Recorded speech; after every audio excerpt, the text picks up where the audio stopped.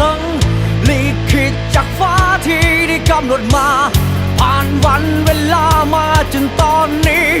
เอามาตัดสินสงครามที่มันยืดยาวเจ้างามเหลือเกินโอ้แม่ดอกฟ้าแต่ข้าคนนี้บ่อยากให้ภัยครอบครองหนึ่งเดียวเท่านั้นที่จะเป็นเจ้าของมันต้องมาวัดกันอย่างลูกผู้ชายเปลวไฟหุ่มหอมทั่วสนามคุณสักคำฟ้ามันต้องมีผู้เดียวด้วยเกียรติศักดิ์ศรีที่มีเข้ามาสู้ให้มันทั่วไป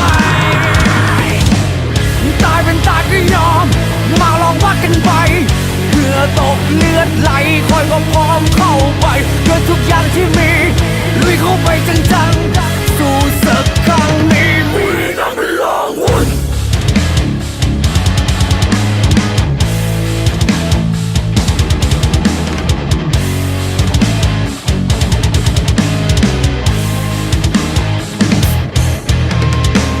เสียงกลองสนั่นลั่นไปทั่วฟ้า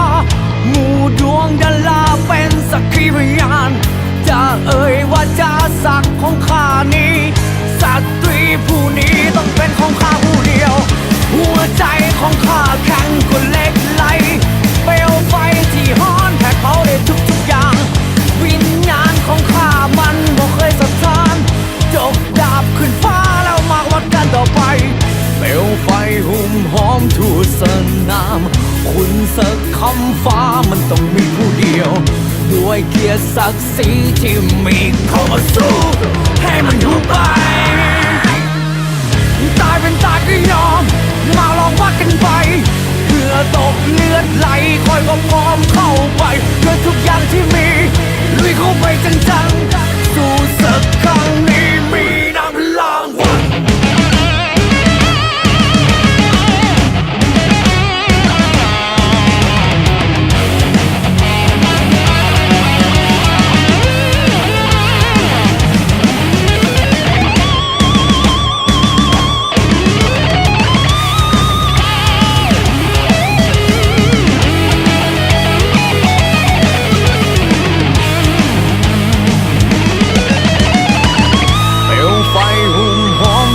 สนามคุณสักคำฟ้ามันต้องมีผู้เดียวด้วยเกียรติศักดิ์ศรีที่มีเข้ามาสู้